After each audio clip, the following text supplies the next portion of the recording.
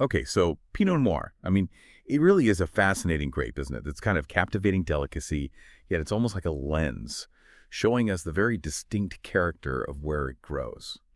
And you've shared some fantastic resources up Pinot Noir from, I guess, two of its most celebrated homes, Burgundy, of course, in France, and Oregon in the U.S. Mm. And today we're going beyond just like the surface level. We're really digging into the story that's kind of etched into these wines by their origins. Yeah, it's that thin skin, that sensitivity that Pinot Noir is famous for. I Yeah. mean, even the smallest differences in where it's grown, you can taste it in the wine, which is remarkable. Just think of the spectrum. You get those bright red fruits, you can get more earthy notes, you get some floral hints, even a touch of spice sometimes. But overall, it tends to have this beautiful balance, right? That acidity, those generally soft tannins, it just makes it so inviting. Yeah, and it's inviting in so many ways. But when you think of Pinot Noirs, like historical home, I mean, Burgundy is instantly what comes to mind. This legacy of winemaking that stretches back over 1,000 years. It's literally woven into the region's identity. And one thing that really struck me from the sources you shared was the almost spiritual importance they place on terroir there. Mm. It's not just climate and soil, it's almost like a philosophy. Yeah. You have the limestone and clay soils, of course, but then there's this whole concept of climates, these tiny, precisely defined vineyard parcels, each one believed to have its own unique expression. It really is almost like a philosophy or maybe even a belief system that's been built up over centuries, right? Like Yeah. this profound connection between a very specific piece of land and the wine it produces. And climate system in Burgundy is not just geography, it's this accumulation of knowledge passed down over generations, this understanding of how even small variations in location can have a huge impact. Creating these wines with recognizable characteristics, it's about the power of place. Yeah, it's amazing. And then we sort of journey across the Atlantic and we land in Oregon, specifically the Willamette Valley. This is like the new world frontier for Pinot Noir. And what's so impressive is how quickly it's become a force to be reckoned with. Their story really starts in the 1960s, which is just a blip in wine history, right? But they've made such a mark. And the terroir there is a different story altogether. A temperate maritime climate and these volcanic and sedimentary soils. Completely different, yeah. I mean, that maritime influence in Oregon gives the growing season a different rhythm altogether compared to Burgundy's continental climate. And then you've got those volcanic soils, especially prominent in areas like the Dundee Hills, and that adds another layer of intrigue to the Oregon Pinot Noir. It's a great example of how the same grape can have such different personalities depending on its environment. Right. It's like nature versus nurture, but for grapes. So today we're getting into the nitty-gritty. How does terroir, and by that I mean the climate, the soil, even the winemaking traditions that evolve in a specific region, how does all of that come together to shape these Pinot Noir wines? What are the differences we can expect? What are the subtle nuances? Maybe even some surprising similarities. By the end of this, you'll have a way better grasp on what makes Pinot Noir from Burgundy and Oregon so special, each in its own way. So let's start by diving into Burgundy. All right, Burgundy. Well, terroir here is kind of like the golden rule, right? So first, climate continental, which we've touched on. That means you get those colder winters, those warmer summers. And the thing is, the variation between vintages can be huge. Some years you have those late spring frosts that just wipe out the early buds. You have summer hailstorms that can cause localized damage. Then you might get autumn rains that dilute the grapes as they're trying to ripen. It's not subtle. It really impacts the character of the wine. And even within small areas, you have those microclimates you mentioned, which means even neighboring vineyards can experience slightly different conditions. It's wild. It's like Burgundy weather isn't a single thing. It's like a mosaic of these hyperlocal variations. And then you've got the soils. And the big thing is limestone, I understand, Yeah. right? But it's not just limestone, is it? There's clay, there's marl, and that mix seems to be what gives Burgundy Pinot its minerality, that bright acidity, Yeah. and the structure. It is. So the ratio of clay to marl, that makes a big difference. Clay tends to hold more water, so it can give you those richer, more concentrated wines, while marl, which is calcium carbonate rich, is more often associated with finesse, more aromatic complexity. And it's not just the top layer, what's underneath matters too. Like if it's solid limestone or more gravelly deposits, that changes drainage, how the roots access nutrients. It's an incredibly complex system. And then we got to talk about climates, because it's not just a vineyard. It's like like an officially recognized, geographically defined entity. We're talking precisely delimited parcels, sometimes just a few rows of vines. Each climate has its own combo of geology, microclimate, sun exposure, and the belief is that they produce wines with distinct, recognizable personalities. It's like the land is speaking through the Pinot Noir. It's a beautiful way to put it. And that idea that these climates each have something unique to say, that's what shaped Burgundy winemaking for centuries. It's not just finding good land, it's understanding the nuances of each site, respecting them, and capturing them in the Rhine, a real connection between the grower and the land. So you've got this incredibly nuanced terroir as a foundation. Then Burgundy is divided into these key subregions, and each one has a kind of general style of Pinot Noir that they're known for. So let's start with the Côte de Nuit. This is the heart of Burgundy's great reds, and if I'm getting this right, we should expect these wines to be structured, intense, complex, and built to age. And we're talking about these iconic villages. Gevrey-Chambertin, known for its power and complexity. Vauzon-Romanée with those elegant, nuanced wines. Chambon-Musigny, finesse and elegance personified. And then Nuits Saint-Georges with those more structured, age-worthy wines. So what kind of aromas and flavors can we typically expect from Côte de Nuit Pinot Noir? Okay, so in the Côte de Nuit, you're generally going to find those darker fruit profiles. Think black cherry, plum, maybe even a hint of black currant in some cases. Then you've got the spice notes, things like clove, maybe some cinnamon or black pepper coming through. And of course, you get that earthy element, right? That sort of forest floor, mushroomy character that's classic Burgundy. The tannins tend to be more pronounced, giving those wines that structure to age. And then, a bit south, we hit the Côte de Beaune. Now, it's famous for its white wines, of course, but it does produce some pretty incredible Pinot Noirs as well. And often, these are described as being a bit more approachable, maybe more fruit-forward when they're young. You've got villages like Pommard, known for those wines with a bit more tannin and structure, and then Volnay, which is all about elegance and finesse. So, aromatically, what can we expect here? Well, the Côte de Beaune Pinot tends to lean towards those brighter red fruits. So think red cherry, raspberry, even a hint of strawberry sometimes. And you often get these lovely floral aromas as well, rose petals, violets, things like that. The tannins are generally softer, more supple compared to the Côte de Nuit, which makes them more immediately appealing, but they can still age really well. Then, even further south, you've got the Côte Chalonnaise. Now, this area is known for offering really solid Pinot Noirs, but often at more accessible prices. And the style here is often described as being a bit lighter, fruitier, with good acidity. Mercury and Givry are two key villages to look out for there. Right. The Côte Chalonnaise is a great place to start if you're exploring Burgundy Pinot. You still get those vibrant red fruits, but they're often a bit more straightforward, a bit more rustic in style. The wines tend to be less intensely structured than those from the Côte d'Or, which makes them perfect for enjoying while they're young. Now, within Burgundy itself, there's this hierarchy of vineyards, and it not only indicates the perceived quality, but it also has a big impact on the price tag. Right. So at the very top, you've got your Grand Cru. These are those exceptional sites, those wines with incredible complexity, aging potential, and as you can imagine, a pretty hefty price. Then, just below that, you've got Premier Cru. Still super high quality, still with those distinct site-specific characteristics, good aging potential, and also a significant price. And you've got your village wines, which express the typical characteristics of a specific village. Often a nice balance between quality and price there. And then at the base level, you have Borgonha, the regional appellation. These wines are generally a bit lighter, fresher, fruitier, and a really nice entry point into the world of Burgundy Pinot. So it sounds like understanding this hierarchy is pretty essential for anyone trying to navigate Burgundy wines. It really is. I mean, this classification system has been refined over centuries based on a deep understanding of which vineyard sites consistently deliver the best wines. And while it's not a guarantee, because winemaking always plays a role, it does give you a good roadmap for understanding the potential of a given bottle. And speaking of winemaking, the sources you shared really emphasize those traditional viticultural practices. They're still so central to Burgundy. A lot of it is still done by hand, right? Like the pruning to manage yields, tending to the vines, removing leaves to optimize sunlight and airflow, carefully selecting the best bunches at harvest. It's all about getting those perfectly healthy grapes, letting the terroir shine through. It's about respect for the land. Those traditions have a purpose. It's all about maximizing the quality of the grapes, allowing each vineyard site to truly express itself. And as you mentioned, there's a real movement towards organic and biodynamic practices as well, which takes that connection with the land even further. And in the winery itself, the approach is often described as being pretty minimalist, right? Again, the goal is to let the terroir speak. So fermentation, often happens in wooden or stainless steel vats, often using those indigenous yeasts that are naturally present on the grapes. And then the wines are typically aged in French oak barrels, though the percentage of new oak, the aging time, that varies depending on the producer and the style they're going for. But the aim is always elegance, finesse, and that beautiful aromatic complexity that we love in Burgundy Pinot.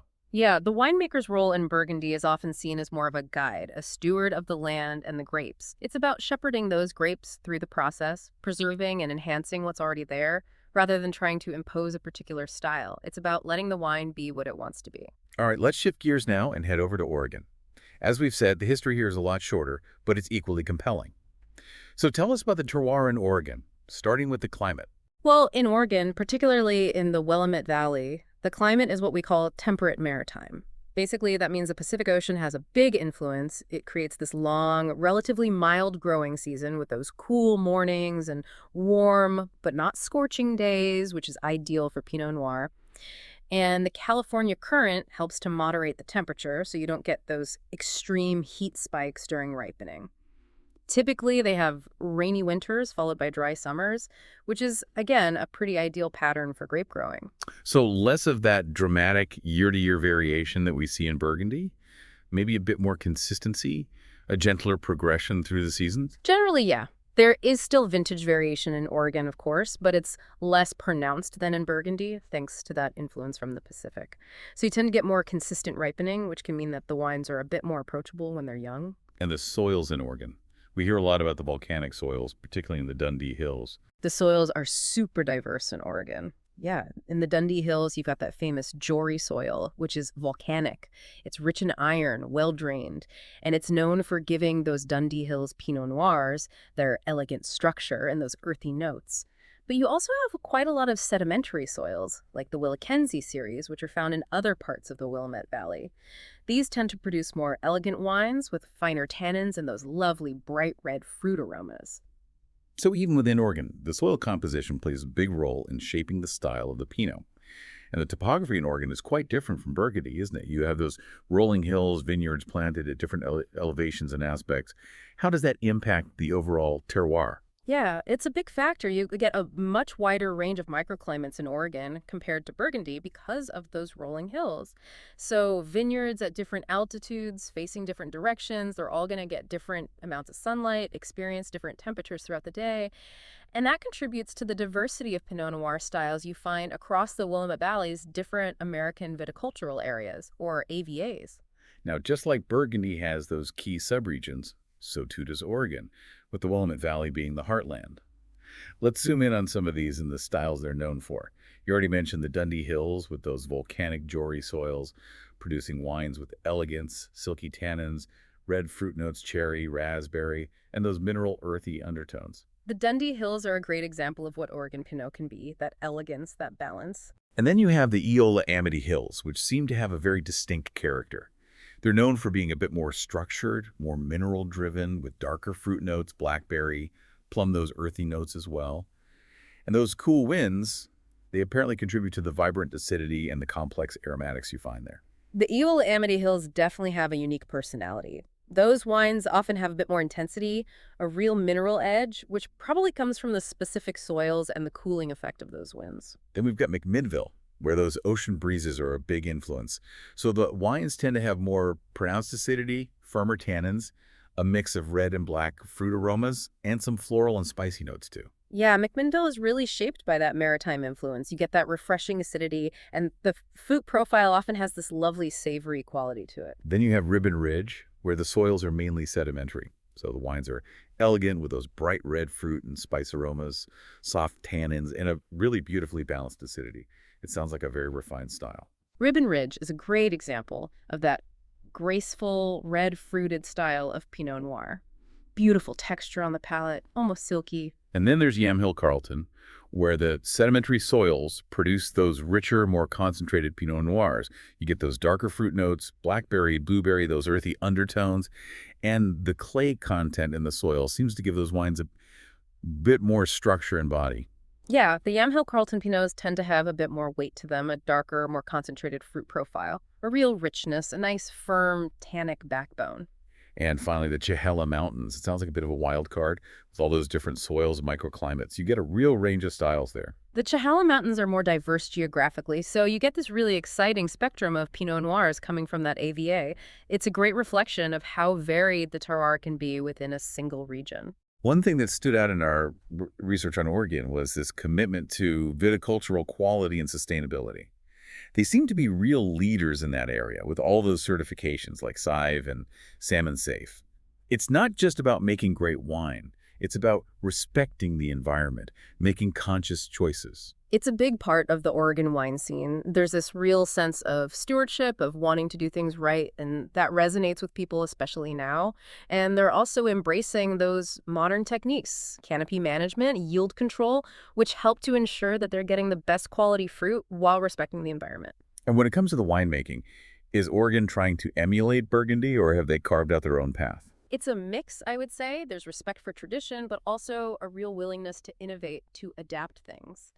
The aim is still to showcase the purity of the fruit, to let the terroir express itself. But Oregon winemakers are open to experimenting. So you often see things like minimal intervention winemaking, pre-fermentation, cold soaking to get more color and aroma, fermentation in both stainless steel and oak, sometimes using those native yeasts, though maybe not as frequently as in Burgundy. And you might see some whole cluster fermentation too, which adds complexity. Precise temperature control and gentle pressing, those are standard. French oak is typically used for aging, but the amount of new oak varies quite a bit. And a lot of Oregon winemakers like to minimize filtration at bottling, which helps to preserve those natural characteristics. So we've got these two regions, both dedicated to Pinot Noir, both producing fantastic wines, but with those distinct terroirs. Just to recap, Burgundy continental climate, those significant vintage variations, mainly limestone and clay-based soils, those historically significant climates. And then Oregon, more temperate maritime climate, generally less extreme vintage variation, a mix of volcanic and sedimentary soils, that more varied topography with the rolling hills. So how do these differences actually translate into the wines themselves? What do we taste? What do we see in terms of structure? Those differences in terroir have a huge impact on the final product. So Burgundy Pinot often has those more pronounced earthy and mineral notes alongside the fruit, generally firmer tannins, and that signature vibrant acidity. They can be a bit more nuanced, sometimes need a bit more time to open up. Oregon Pinot, on the other hand, usually has those brighter red fruit aromas right up front, often with some spice, and a really balanced, refreshing acidity. The tannins are generally softer, more approachable when the wines are young, although the best examples can age beautifully. So if we're painting a picture here, with Burgundy, we're talking about a terroir driven by limestone and clay, often resulting in those darker fruit flavors, spice, those earthy notes, firm tannins, vibrant acidity, great aging potential, and an overall style that's elegant, complex, nuanced. Then, with Oregon, we have the influence of those volcanic and sedimentary soils. So the wines often show more of those bright red fruits, maybe a touch of spice, some earthy character, but softer tannins that really well-integrated acidity. Very good aging potential, and a style that's elegant, fruit-forward, and often a bit more accessible when it's young. Does that capture the essence of the differences? I'd say that's a really good summary. Those are the key distinctions that you'd likely pick up on when tasting wines from those two regions side by side. And I can only imagine how fascinating it would be to actually do a side-by-side tasting, to really see those differences in action. Oh, absolutely. There's no better way to understand and appreciate the subtle nuances. So let's dig a little deeper into the viticultural and enological practices. Are there big differences in how they approach things in Burgundy versus Oregon? In the vineyard, we know that Burgundy has that long tradition of manual labor. Is that something that Oregon also adheres to, or is it a bit different? It is a bit different. There's definitely respect for tradition in Oregon, but they've also embraced a lot of modern, sustainable practices. You still see manual labor, especially with those higher-end producers, but there's more use of technology, more contemporary canopy management techniques, things like that. And that focus on sustainability in Oregon, the certifications like OLV, that influences their approach in the vineyard too. And what about the actual winemaking? Are there key differences in how they handle those grapes, how they guide the fermentation? There are. Whole cluster fermentation, where they ferment the whole bunch of grapes, stems and all, is much more common in Burgundy. It has complexity, structure, those savory notes. Some Oregon producers do it, but it's not as widespread. Then you have the fermentation vessels. Burgundy often uses those open-top wooden vats, which are great for gentle extraction and a bit of oxygen exposure. Oregon, on the other hand, often uses stainless steel tanks with precise temperature control, which helps to preserve those fresh fruit aromas. And then there's the use of oak.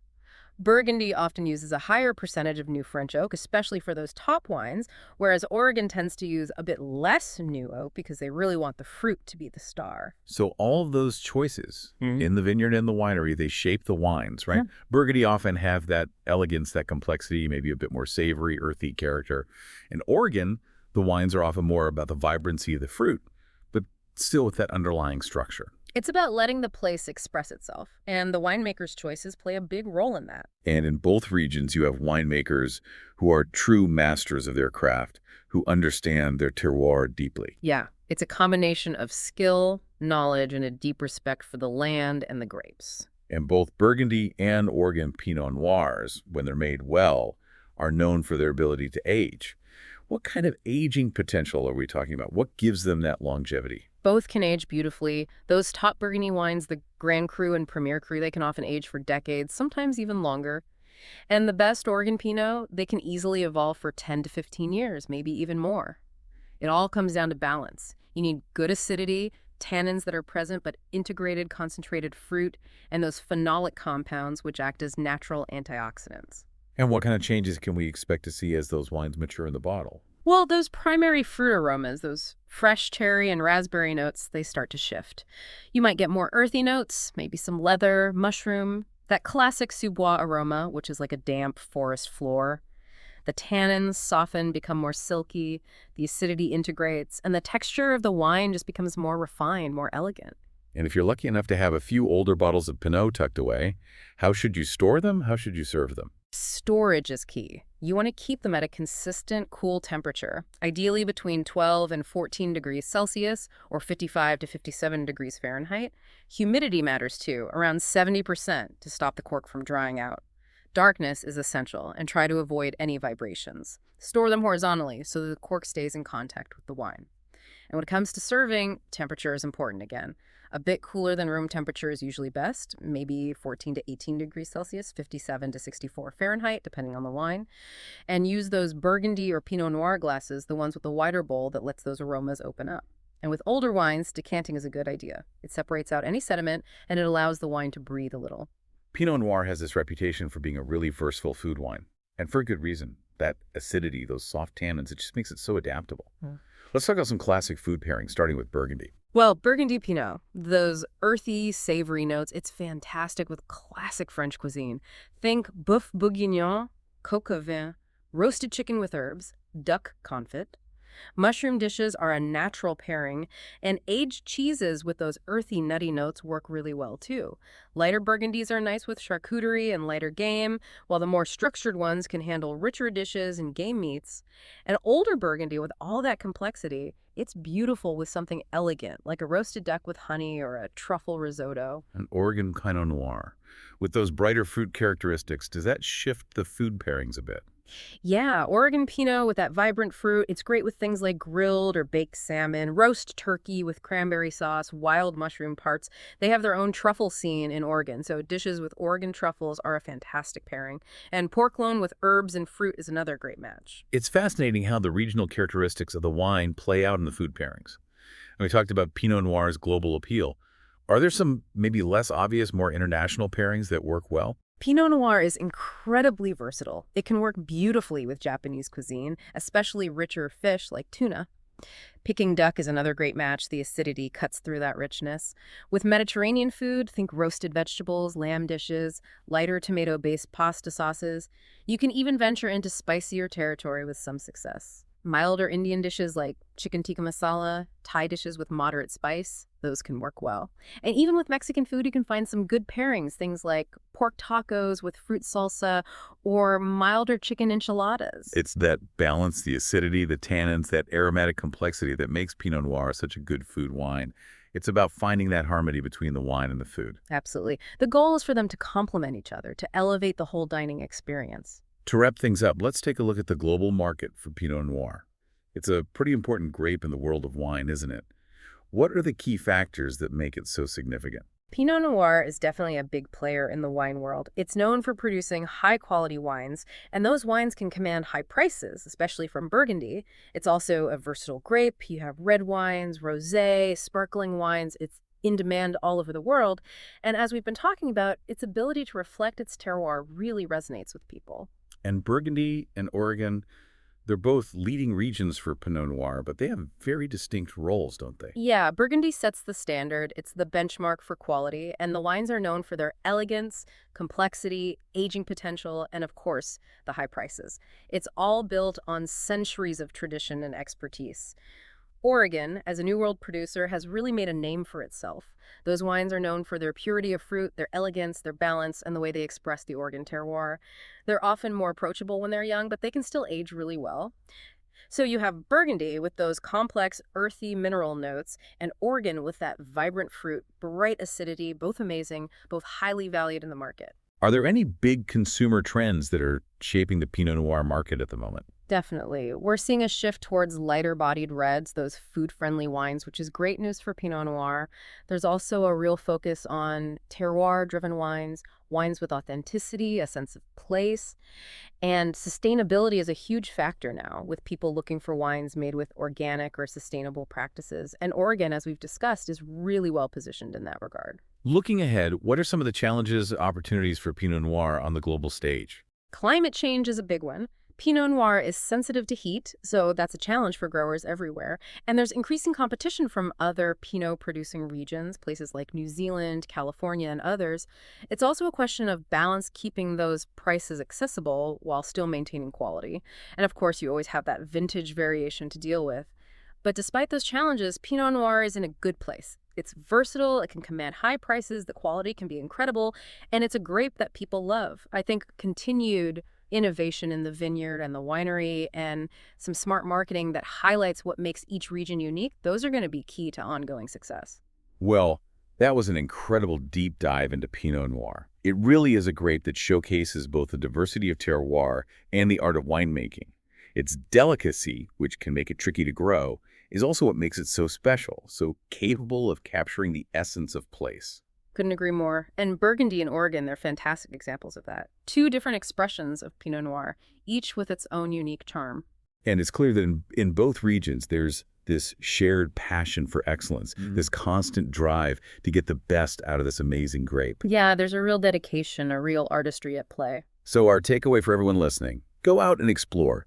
Try Pinot Noirs from Burgundy, try them from Oregon, see those differences we've been talking about, experience the unique character of each region, maybe even do a side-by-side tasting. It's a fun way to learn. Absolutely. It's a great way to train your palate, to really appreciate the nuances. And here's something to think about.